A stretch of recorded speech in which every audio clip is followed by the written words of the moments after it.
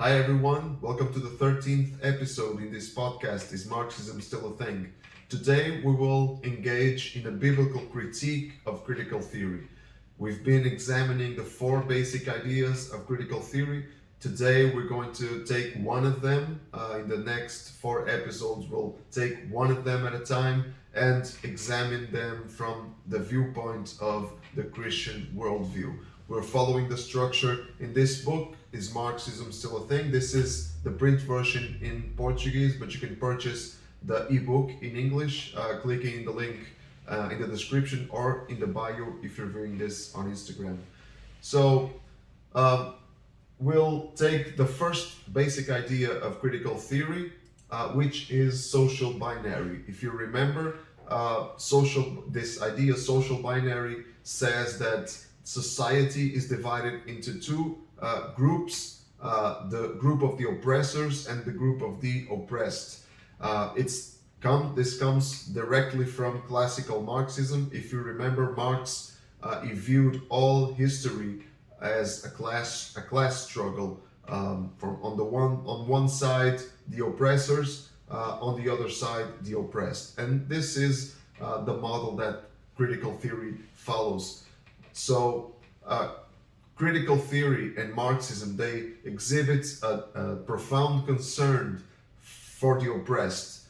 So and where does the Bible stand on this? Well, the Bible does too exhibit a strong concern for the oppressed, and we see this from the beginning to the end of the Bible, starting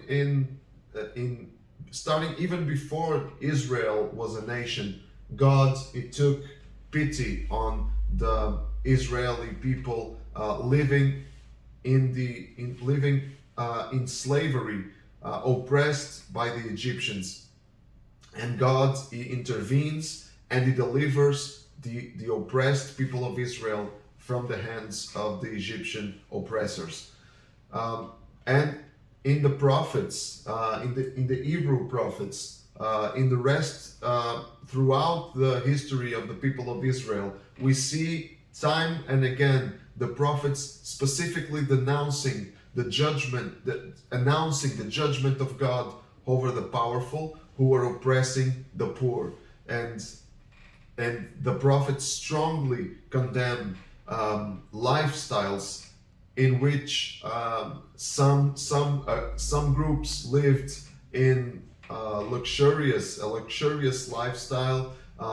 They condemn the rich specifically because they were uncompassionate and they were living in luxury while ignoring the suffering of the people. And of course, the best example of all, Jesus, he identified with the oppressed. In Matthew 25, for example, Jesus identifies with the oppressed. He says that if people ignore the suffering of others, if people fail to feed the hungry, or give water to the thirsty, or to visit the sick, then they are ignoring Christ himself. So it's a profound concern for the poor, and more than a concern, an identification with the poor. So both critical theory and Christianity have this concern in common, but there's one major difference. What is that difference that makes critical theory a flawed philosophy? This is the crux of the matter: sin. Paul wrote, as it is written, there is no one righteous, not even one. He was quoting from the Psalms. And critical theory, the flaw in critical theory is that it sees only the division on the surface and does not address the fundamental condition of human beings that is common to everyone. Because we are all prone to oppress, and we are all subject to oppression. For example, in critical theory, there are only group identities. For example, the group of white males, they can only be oppressed. They can only be an oppressor group. There's no way that a white male can be oppressed in the in this system in this philosophical system of critical theory. And on the other hand, there's no way that a black woman can ever be an oppressor. She's inherently oppressed because of her group identity. But in the Bible, there are no good and evil groups. There are good and evil people. There are people that are that live to do God's will, and there are people that reject God's will. And these are individual differences. And because of sin, everyone is capable of oppressing, and everyone is capable of being oppressed. A white male can be oppressed because he's human and is surrounded with other humans that have that inclination to oppress. And a black woman can be an oppressor if given the opportunity. If she's rich, for example, and doesn't care about the suffering of others and is uncompassionate, that is a feature that anyone can have. So this knowledge is key to the Christian faith, is key to the Christian mission.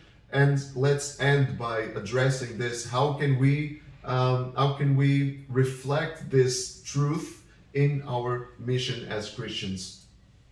First, we need to recognize the existence of vulnerable and oppressive groups. Those are realities.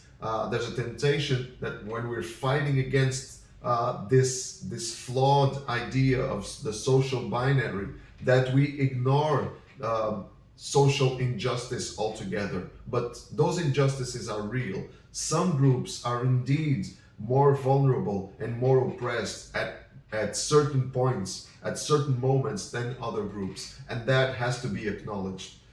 But we need also to address sin as a common condition to all, and never forget that someone that is oppressed at one particular time can become just as easily the oppressor at any other time, given the opportunity, because sin is a part of the human condition. So let's finish at this point. We'll address another idea of critical theory, the second idea of critical theory, in the next video, in the next episode of this podcast. Until then, stay tuned and don't forget, live with Christ at the center.